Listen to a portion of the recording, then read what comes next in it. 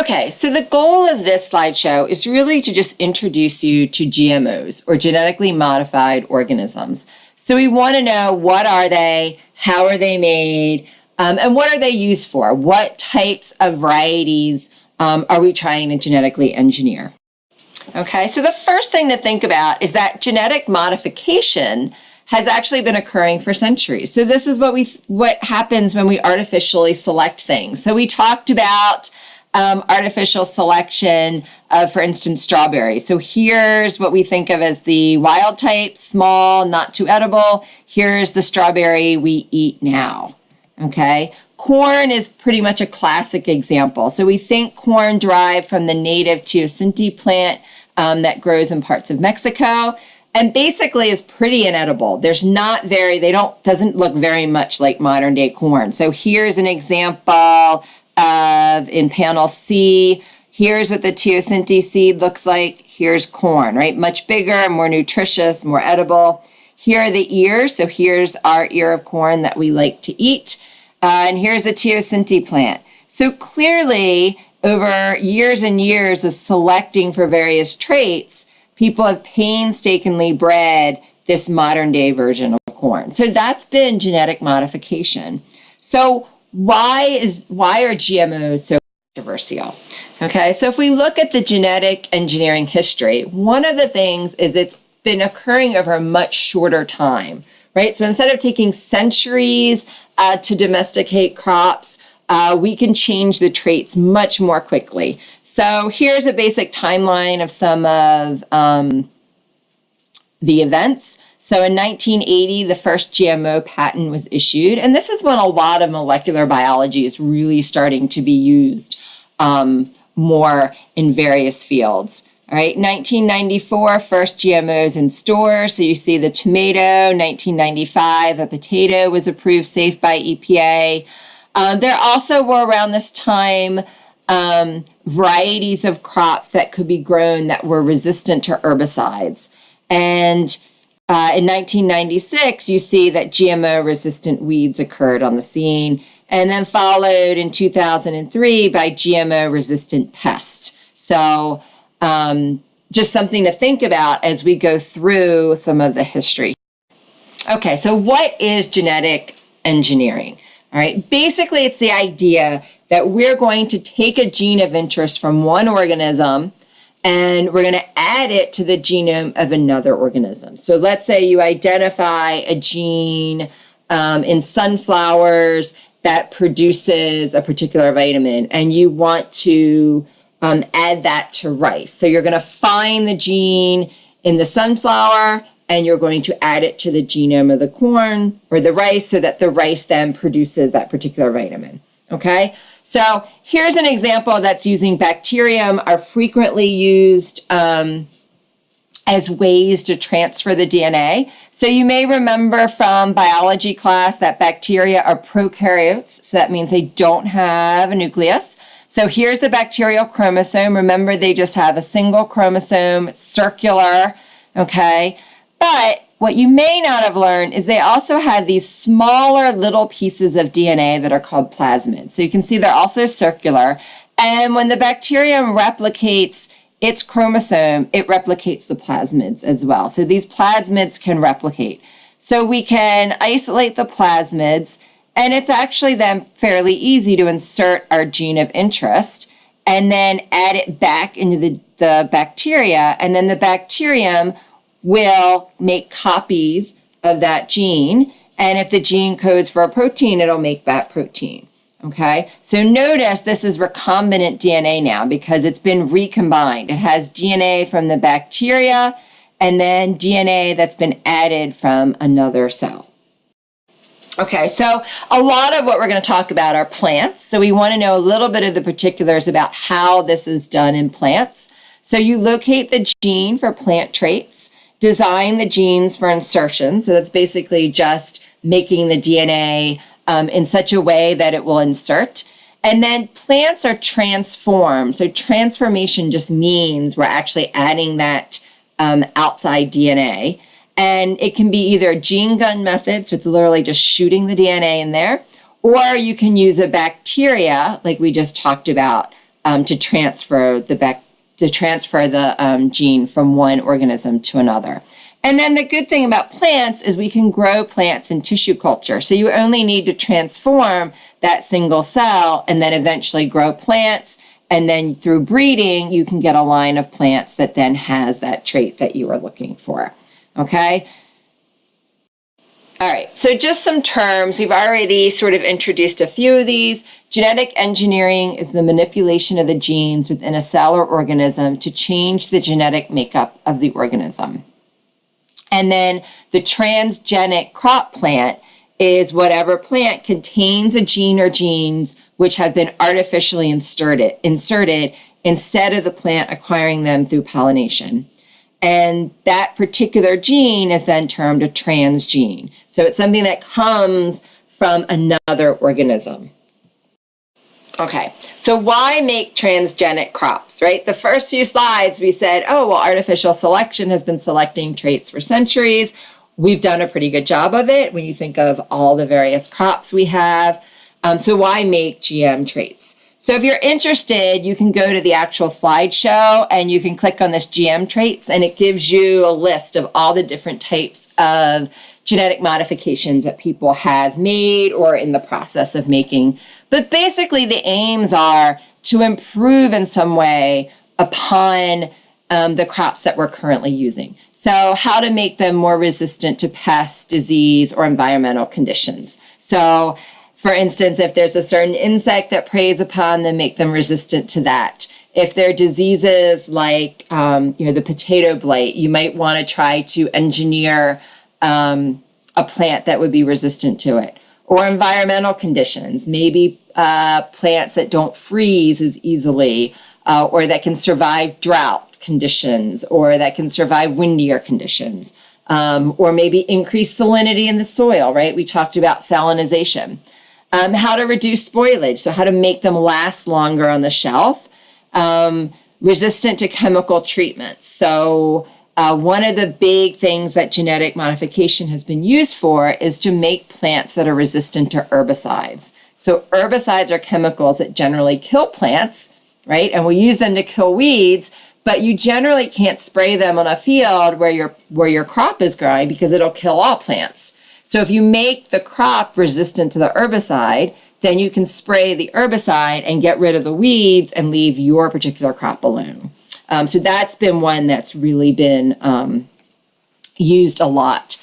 Improve the nutritional profile of a crop. We'll talk about that in a minute. And then there've also been ideas to increase the phytoremediation. Okay, so remember that word from a few chapters ago? So this is using plants to maybe take up heavy metals or PCBs or in some way mitigate pollution, right? So maybe we could make plants that are more successful at that. All right, and here's an example. Remember I said we'll get back to improve nutritional profile of a crop. So this is showing two types of corn. So the corn on your right, the rice on your right is normal rice. So it looks, sort of white, light brownish. And the corn on your left, I keep saying corn. The rice on your left is golden corn. So it's basically been engineered to have more vitamin A in it. So in many parts of the world, people really suffer from vitamin A deficiencies, and that can lead to blindness especially. So if we could increase the nutritional profile of rice, we could get rid of that malnourishment. So we could get rid of a lot of vitamin A deficiency and then the blindness that it causes. Okay, so here are just some examples of genetically modified food. I just want to point out some of the cases. So we just talked about golden rice, which adds vitamin A. And unfortunately, because of the controversy around GMOs, this really hasn't been put into use widespread yet. People have been trying to, increase the amount of vitamin A as much as possible, but some governments have been resistant to growing it. So that's something you still might hear about in the future. Pest resistance. So another big crop, a big genetic engineering piece that has been going on is to add add crops that are resistant to pest. So there's a bacteria called Bacillus thuringiensis, and it produces a toxin that has toxic effects on insects, but it doesn't affect basically people or mammals or other animals. So if we can engineer plants to contain that gene, it's basically like they produce their own pesticide. All right. And so BT crops are widely used. One of the things that is sort of angered is BT. You may remember when we talked a little bit about organic crops, that organic farmers spray BT on their crops as a sort of organic pesticide. And they're worried that by having so many crops that now have BT added, that there will be an increase in pests that are then resistant to BT, and then the organic farmers will pay the price for that. So far that has not happened, but it is certainly a Starlink corn was a controversial corn. So this was a corn that was engineered with the BT toxin that we just talked about, but it was designed for animal feed. So that's basically how it got approved. But then people found it in human food. It's actually really difficult once a grain has been delivered from a farm and it gets milled to keep it completely separate from all other types of corn, for instance. And so it was found in like taco shells. And so there was such an uproar that this was actually removed from the market. And then here's our Roundup Ready crops. So remember we talked a second ago about herbicide resistance. So one of the big herbicides is Roundup, and that's an herbicide that has glyphosate as its main ingredient. And Roundup was actually thought of as kind of a quote unquote good herbicide in that it doesn't last, it doesn't persist very long in the environment. And so it was thought to be safer than some of the older herbicides. And so these crops are actually genetically engineered so that they're resistant to Roundup. So again, you can spray the whole field with Roundup, you get rid of the weeds, and you keep your crops. All right. Since then, there's been a little bit more controversy with glyphosate. It's probably not quite as safe as people thought, and it does have impacts on especially aquatic organisms. But it's been a boon to farmers, and Roundup Ready crops are pretty prevalent. Okay, so here are GM crops by type. So soybeans, corn, cotton, and canola are sort of the big four. All right, and here are GM crops by nation. All right, so United States, Argentina, Brazil, Canada, India, China, and then a whole variety of other nations. You'll notice that Europe is pretty much absent from this list. So Europe has been much more hesitant to adopt GM crops than the US has, for instance. All right, and here's the table that shows percentage of major crops in the United States that are genetically modified. So it's dividing it up between herbicide resistant and insect resistant. So those are the insect resistant are generally the ones with BT engineered, and the herbicide resistant have mostly been Roundup Ready ones. All right, so again, canola, notice 95%. So you've been eating GM crops if you've been, using canola oil in anything, or soybeans, 93% of soybeans, and 50% of the corn. So these are things that are already on the market that we are eating and using. All right, I just wanted to briefly mention some of the newer technologies that you may hear about. Those of you, if you take AP biology, you'll hear about this in a little bit more detail. But one of the really new technologies that has really kind of exploded onto the scene is the CRISPR-Cas9 system. So this is a way to genetically engineer things much more quickly and more easily. And so it really, researchers are really excited about the potential that this system may have. Now, you also may have heard recently in the news that it's been very controversial because there's a scientist in China that has claimed that he has used CRISPR editing on human embryos. And so that has been, most countries and most scientists have denounced that. Many countries actually have rules against experimenting on human embryos with this. But it's clearly going to be one of those ethical issues that you'll hear more about If you're interested, again, go to the slideshow and you can click on these links for a little bit more information. But basically, I just wanted you to recognize the word, know that it's a new technology, and that it's really going to allow these genetic modifications to be quicker and easier. Okay, so we've been talking mostly about crops, but we can also genetically engineer animals. And so one of the big ones here has been salmon. So we've engineered salmon to basically grow faster and be bigger, which makes sense if you're, especially that when you're farming salmon, you want to farm salmon that grow fast and get big. That's more economically advantageous. But what are some of the worries here? So if this is your fish farm, right, and you're genetically engineering these salmon because they're good to eat, right, you then worry about, well, you don't want them escaping, and what happens if they interbred with wild salmon? So to think about there. All right, so overall, we've been through, hopefully you've learned a little bit about GM crops.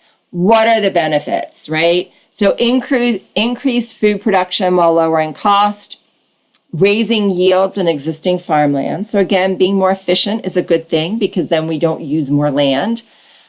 We can have GM crops that are engineered for drought tolerance, for instance, to help conserve water. Maybe engineer crops that tolerate heat better as our climate changes. We can engineer crops for better nutrition that could help fight malnutrition. Some GM crops can reduce fossil fuel usage during cultivation. So remember all those pesticides and herbicides and other mechanical means of, let's say, removing weeds are going to use fossil fuels. And then the other hope was really to reduce the use of chemicals, chemical herbicides and insecticides in particular. All right, so if those are all the benefits, what have been the problems, right? We said this has been at times controversial. So one thing people have looked at is this idea of chemicals that are used on these crops. And there's really been sort of a difference between thinking about the insect-resistant Bt crops and the herbicide-tolerant crops. So it turns out that we have these crops do decrease pesticide use, which makes sense because if the crops have a pesticide in them, then you obviously don't need to spray as much. But we've increased herbicide use. So herbicide-tolerant GM crops really encourage farmers to spray more herbicide since it doesn't damage their crops. The other thing to keep in mind is that weeds are evolving resistance now to these herbicides since they're being so widely used. There are also issues with farmers themselves. So when we think about traditional farming, especially, let's say in developing countries, farmers would farm one year, right, sell their crop, but they would keep a certain portion of the seed so that they could replant it the next year. So they wouldn't have to spend more money to go buy more crops. It's sort of a nice sort of cycle. But now with genetic engineered crops, we now put these large corporations sort of in the chain. So these are all patented and they're designed so that farmers have to go and buy the seeds each year and then sign complicated agreements about when they farm them and what they're used for. So there's also been some issues with contamination of fields. So if, for instance, if pollen blows from a GM field to a non-GM field, and then there's GM plants growing, Monsanto has actually gone after some farmers for growing their GM plants without having paid for the seeds. So you'll hear about that frequently. Ecological issues people are also concerned about. So again, let's think about that Bt crop. So these are crops that have a pesticide within them. So that's good. It kills off pests, but it kills off all insects. So what's happening to the good insects? What's happening to the bees, to things like monarch butterflies? With the monarch butterflies, we also need to think about those herbicide-tolerant crops. So what do those crops mean is happening? It means farmers are using more herbicides. So now there's literally no weeds anymore.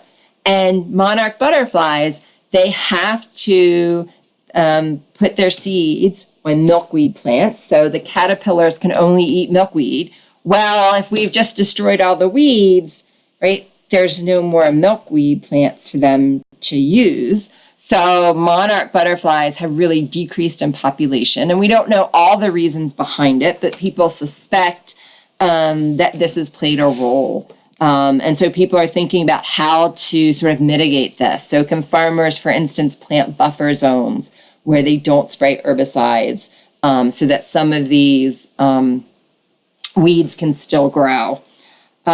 We also have issues with, can crops interbreed with wild relatives? Could it create super weeds or contaminate local native plants? Okay, again, so think about like biodiversity issues. One of the big takeaway messages is that GM foods present no clear evidence of danger to human health. All right, so far there has been no evidence that this is in any way dangerous to humans. And so one of the things that people think about is, well, do we have enough information? So should we be more precautionary, or should we just monitor it as we use it? And one of the interesting things I put down here was, you all know Bill Nye the science guy. And when GM crops first started being widely used, Bill Nye was actually against them, right? So he actually, if you look up on YouTube some of his older videos, he's coming out against them and presenting all the reasons, some of which I've described above, like all these problems that could be generated. But as more and more research has been done, and some of these issues have been less than they were at first thought, and there's been, as I said, no human health issues, he's really looked at the evidence and he's changed his mind. So if you're interested in his latest, you can click on that YouTube video and see why he now supports GM crops. All right, and then the last piece of information, I just want a little update. So we've been talking about Roundup Ready, so that's the glyphosate. Well, more recently, there's another herbicide that's been more widely used called dicamba, and Monsanto has also developed dicamba-resistant crops that have been sold. And just recently, so the first link, if you go to the slideshow, is from an NPR segment that was done just within the last month or so. I think I heard it in the morning coming to school. And then there's one from last year. But it's basically talking about the issue with dicamba is that when it's sprayed on fields, it actually travels. So if it's windy that day, it picks up the dicamba and it can take it to, let's say, the farm next door. And if the farm next door doesn't have dicamba-resistant seeds, then you can wipe out his crops without trying to. And so this has been, they tried to get dicamba recalled for this reason. They changed the rules a little bit on like how it should be applied, but farmers are still complaining that their fields are being affected by dicamba that's being used by other farmers. And so this particular NPR story was talking about a farmer that he wanted to not grow dicamba-resistant soybeans.